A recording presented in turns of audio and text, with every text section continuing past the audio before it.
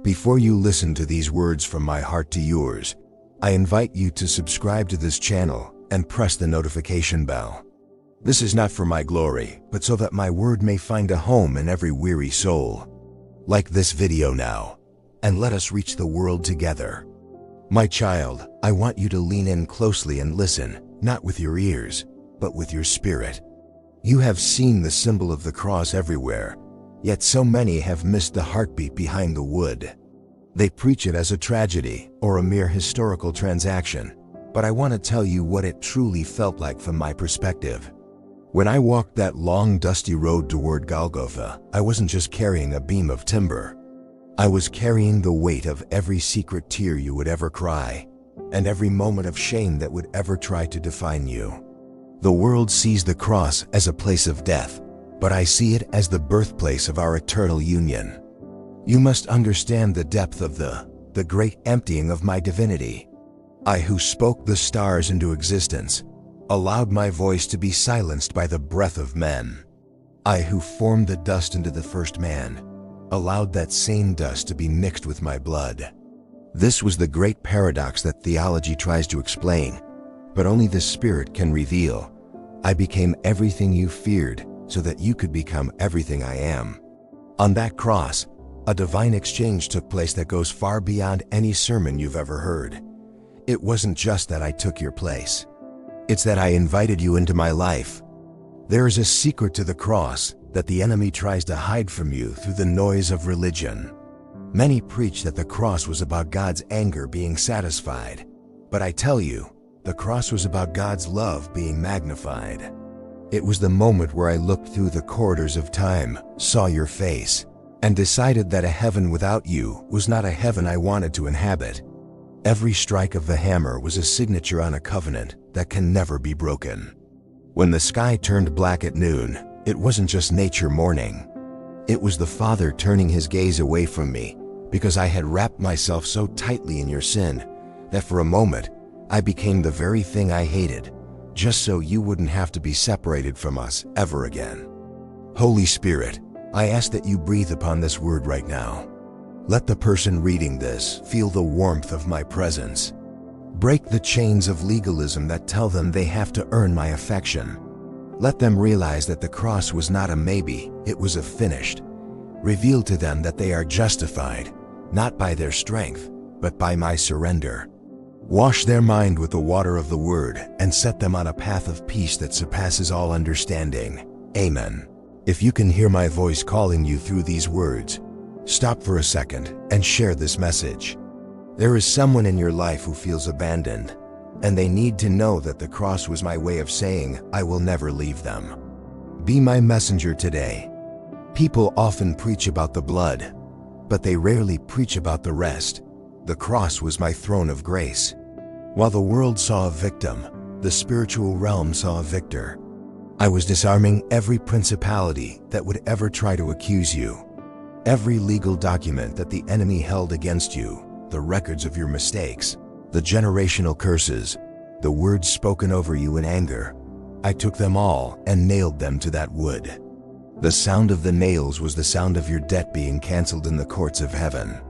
When I said it is finished, I meant that the war for your soul was over and I had won. Why do you still carry the heavy stones of your past?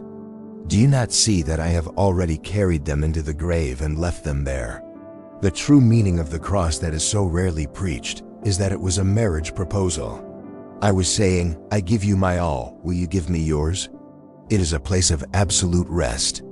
In the 66 books of my word, from the sacrifice of the lamb in the garden to the lamb who stands as if slain in the center of the throne, the message is the same. I am the bridge over the chasm of your inadequacy. I want you to look at the cross and see a mirror. In that mirror, you don't see a sinner trying to get better. You see a child who has been made holy. You see someone so precious that I considered my own life a small price to pay to keep you. Religion will try to put the cross back on your shoulders, telling you that you must suffer to be holy. But I tell you, I carried the cross so that you could carry my glory. I wore the crown of thorns so that you could wear a crown of righteousness. The cross also speaks to your current pain. It tells you that I am a God who knows what it's like to be betrayed, to be lonely, and to be broken. There is no dark alleyway of your soul that I have not walked through. Because of the cross, there is no distance between us. I am not watching you from a distance. I am living within you through my Spirit. The cross was the doorway through which I entered your humanity so that you could enter my divinity. This is the mystery of the ages, Christ in you, the hope of glory. As you go about your day, do not look at the cross as a distant memory. Look at it as a current reality. It is the power of God. It is the wisdom of God. It is the end of your striving and the beginning of my strength in you. When you feel weak, remember that I chose the weakness of the cross to overcome the strength of the world.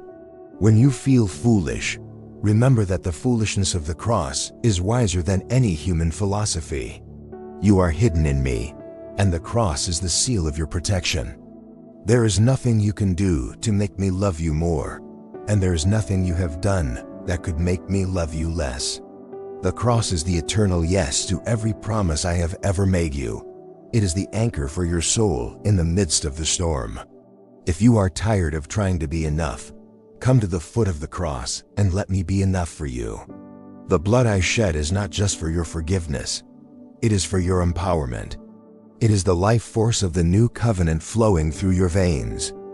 I am calling you into a deeper intimacy, one that isn't based on your performance, but on my passion.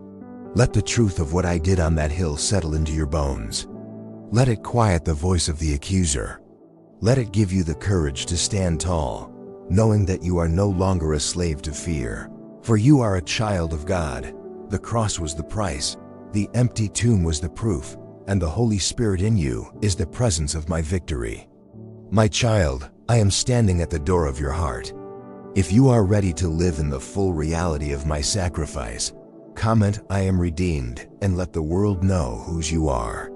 Check the description for a guide to help you walk in this freedom every single day. I love you with an everlasting love. I am with you always, even unto the end of the age. Rest in my finished work. Breathe in my grace. Walk in my light. For the cross is spoken, and it has said that you are mine.